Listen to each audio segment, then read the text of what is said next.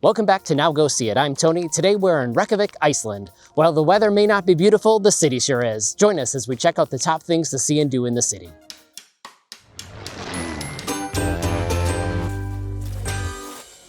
Welcome back to Now Go See It. Today we're in Reykjavik, Iceland, the final stop on our Northern European cruise, and one of the few places where we get a bonus overnight in port before we have to say goodbye to the ship for good.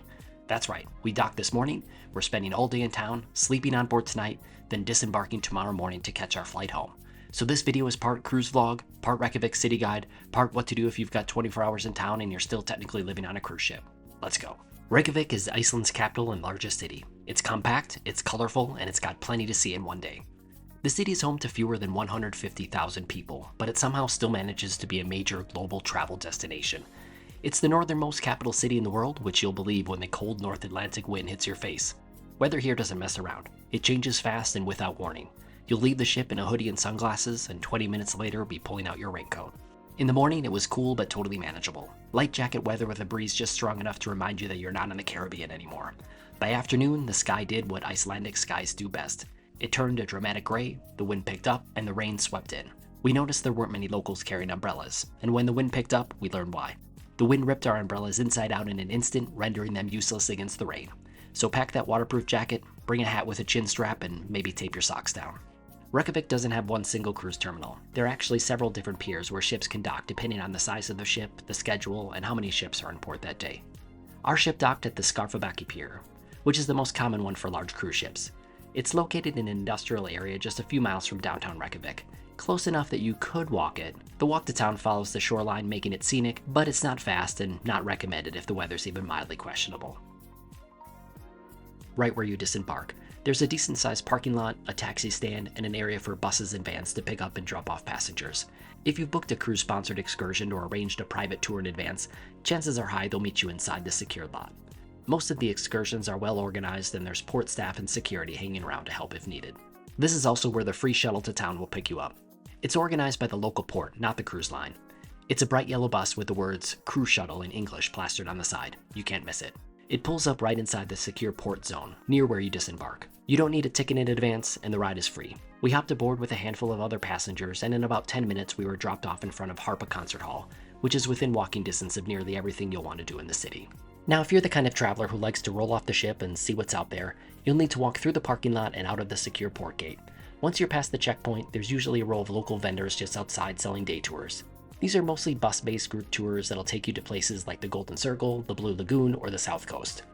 Some vendors offer private tours or small group options, but it's kind of roll the dice in terms of quality and availability. You're better off booking a tour in advance, either through the cruise ship shore excursions desk or via one of the links on our website from a vendor like Voyager or Get Your Guide. Since we had a full day and an overnight, we decided to skip the excursions and just head into town to explore Reykjavik on our own. We took the free cruise ship shuttle to Harpa. Important note, if you're planning dinner, drinks, or exploring Reykjavik's nightlife, do not count on the shuttle to get you back. The rides conclude at 6 p.m. It's done for the day. It does not come back. There's no magical last ride. If you miss it, you're on your own. You'll need to hail a taxi or prepare for a long walk back to the ship, which isn't awful if the weather is clear and you're feeling ambitious, but realistically, just grab a cab. The cruise port shuttle dropped us at Harpa, the city's angular glass concert hall and event venue that looks like someone tried to build a honeycomb out of holographic Legos. You can see it from a mile away and it's free to wander inside. The interior is cool and weird and full of Instagram moments. The glass walls shift color depending on the light and the reflections of the nearby mountains and harbor. It's definitely worth popping into, plus the lobby has public restrooms, but bring your credit card. Bathroom admission is about $2.40 US dollar per person. The high cost of bathroom admission may be your first taste of the high prices here in Reykjavik. Brace yourself for a little sticker shock and remind yourself that you work hard all year long for these cruises. Now is the time to splurge on a $24 sandwich or a $60 Christmas ornament that looks like it was made by one of your cousin's kids. You're earning credit card points for the next trip with every tap, right? We walked a few blocks inland to the House of Collections. Located in a gorgeous building from 1908 that originally housed Iceland's National Library, it's now part of the National Gallery of Iceland. Admission is about $20 US. Inside, it feels both historic and modern at the same time, like someone built a museum inside an old university reading room and filled it with climate change warnings and sculptures that whisper existential dread. It's a unique museum stop, definitely worth your time. Next, we headed toward Tjornin, aka the Pond, which is basically Reykjavik's Central Park, but smaller and filled with a giant pond. On a clear day, it's a great place to walk and people watch. There's a mix of joggers, families feeding ducks, and tourists trying to figure out if they're supposed to walk on the grass or not. We had intended to loop around the water, but the sky turned dark, the wind picked up, and suddenly it felt like we were standing in the opening scene of a Nordic crime drama. So we hustled past the Reykjavik City Hall building instead. City Hall is weirdly modern for a government building. It looks like a cement cube that got dropped into a lake. But inside you'll find a massive 3D relief map of Iceland that every travel blog tells you to go see. It's actually pretty cool. You can see the country's volcanic zones and glaciers and figure out how far everything is from everything else. No need to linger too long, but it's a good shelter if the weather turns. From there we walked to Ingolstorg Square, named for the guy who's credited with founding Reykjavik in the 9th century. Today the square is more of a public plaza surrounded by restaurants, bars, and souvenir shops. If you're trying to find a knit hat, a puffin mug, or a quick bite, this is the neighborhood for you. We didn't do any of the nightlife here, but it's definitely where it happens after dark, especially during the summer when it doesn't actually ever get dark.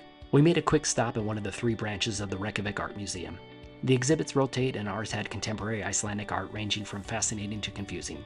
I didn't get it, but art. Then we hit one of the most famous food stops in town, the Arensbetsupizur, a tiny red hot dog stand that's been slinging Icelandic-style dogs since 1937. They're made with mostly lamb and they come loaded with toppings, crispy onions, raw onions, ketchup, brown mustard, and remoulade. You're supposed to order them eina með ute, one with everything. And you're supposed to eat it standing up next to the cart like a local. It was warm, savory, and surprisingly good for something that looked like it was buried under 19 different condiments. If you only eat one thing in Reykjavik, make it this. Speaking of things that make Reykjavik unique, and, wieners, let's talk about the Icelandic Philological Museum, aka the Penis Museum. It's real, it's here, and it costs nearly $30 to go inside. We decided to skip it, not because we're prudes, but because we couldn't justify the $30 price tag. That being said, it's definitely one of the most uniquely themed museums we've seen, and if you do go inside, please report back in the comments. From there we walked up Skólavörðusgöng, better known to tourists as Rainbow Street, because the street itself is painted in a giant rainbow that leads directly uphill to Hallgrimskirkja.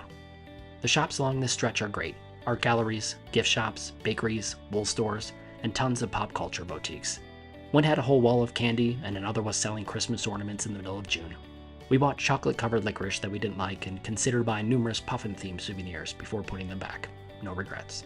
Finally, we arrived at the main attraction, Hallgrimskirkja, Reykjavik's iconic concrete church that towers over the city skyline like a space-age rocket launch pad. Hi there, we're at Hallgrimskirkja here in Reykjavik, Iceland, and this is one of the city's most famous landmarks.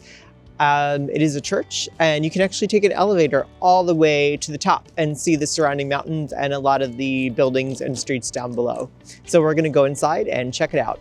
We explored the inside, which is simple and bright, with massive organ pipes that look like steampunk sculptures. We took the elevator up to the top of the tower, where you get panoramic views in all directions, across the city, out to the mountains, and down to the harbor where our ship was docked. The bells went off while we were up there admiring the view. They rang, and when I say they rang, I mean they went off like a car crash inside a cathedral. Imagine standing inside a bell, then imagine that bell was mad at you. That's what it felt like.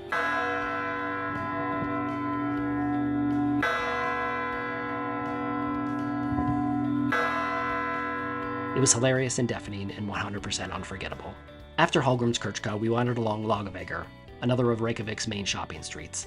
It's got a little of everything: fashion boutiques, bookstores, thrift shops, candy stores, lava rock jewelry, and a handful of places selling things made entirely of wool.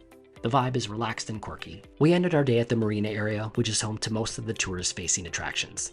The Saga Museum has wax figures from Icelandic history, some of which are terrifying in that wax museum in the dark kind of way. The Maritime Museum tells the story of Iceland's fishing history. Whales of Iceland has life-size whale models that you can walk around and under. Fly Over Iceland is a motion simulation ride like soaring at Disney. There's a lava show where they heat up real lava and pour it in front of you. And there's Bufta, a massive outdoor art installation that's an artificial grassy hill with a spiral path and a tiny fish drying hut on top. It's strange, it's Icelandic, and it fits. The marina is also where you'll find tour companies offering whale watching, puffin tours, fishing excursions, bike and Segway rentals, and during the right months, aurora hunting. If you're here outside of the normal cruise schedule, say between late August and mid-April, you might catch a glimpse of the northern lights. It needs to be cold, dark, and cloudless. Not really a thing to do in cruise season, so adjust your expectations accordingly. We wrap things up with a stop at the Sun Voyager sculpture on the waterfront. It looks like a Viking ship made of stainless steel aiming at the horizon. It's meant to represent promise and progress, but it's really just a photogenic spot to capture some iconic Reykjavik selfies. Tomorrow we disembark and head straight to KEF Airport for our flight home. But for now, we've got one last sleep on the ship, this time docked in one of the most unique capital cities in the world. The next morning, it was time to disembark the ship and head to the airport for our flight. The airport is located in Keflavik, about 30 miles southwest of Reykjavik. We pre-booked an airport transfer with a local taxi service directly from the cruise terminal and straight to the airport. The ride takes 45 minutes to an hour, depending on traffic. It costs us around $40 per person, which isn't bad compared to booking directly through the ship, which will run you closer to $100 per person. There were limited options for last-minute bookings to the airport. There were not any taxis available on site when we got off the ship in the morning. Trust us, book a transfer in advance. As we rode our way through the dynamic landscape on the way to the airport, we were thankful for our 24 hours in Reykjavik, a city that somehow manages to be beautiful even when it's trying to soak you. If this video helped you plan your day in Reykjavik, please like it, say something nice in the comments, and subscribe to the channel. For other ports on this cruise, check out our full Iceland/Norway playlist. Don't forget to visit nowgoseeit.com for a full breakdown of everything we did here in port, plus maps, links, and all the things we didn't have time to mention in the video. Now go see Reykjavik, Iceland.